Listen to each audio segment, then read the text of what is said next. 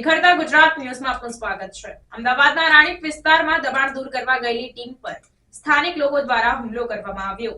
પ્રાપ્ત માહિતી અનુસાર ઘટના દરમિયાન અમદાવાદ મ્યુનિસિપલ કોર્પોરેશન અને અમદાવાદ પોલીસની ટીમ મકાન તોડવા માટે પહોંચી હતી, પરંતુ સ્થાનિક લોકોએ આ કાર્યવાહીનો વિરોધ કરતા ટીમ પર હુમલો કર્યો। આ ઘટનામાં 2 મહિલા સહિત 5 લોકો વિરુદ્ધ પોલીસ ફરિયાદ નોંધવામાં આવી છે। ટીમના અધિકારીઓએ જણાવ્યું કે દબાણ દૂર કરવાની કાર્યવાહી દરમિયાન સ્થળ પર હાજર લોકોને સમજાવવાનો પ્રયાસ કર્યો હતો, પરંતુ કેટલાક લોકોએ હિંસાનો માર્ગ અપનાવ્યો। આ હુમલામાં કેટલીક ટીમના સભ્યોને ઈજાઓ થઈ છે અને તેમની સારવાર માટે તાત્કાલિક તબીબી સહાય પૂરી પાડવામાં આવી છે। પોલીસે આ હુમલામાં સંડોવાયેલા લોકોને ઝડપી પાડી અને કાયદાકીય કાર્યવાહી શરૂ કરી છે।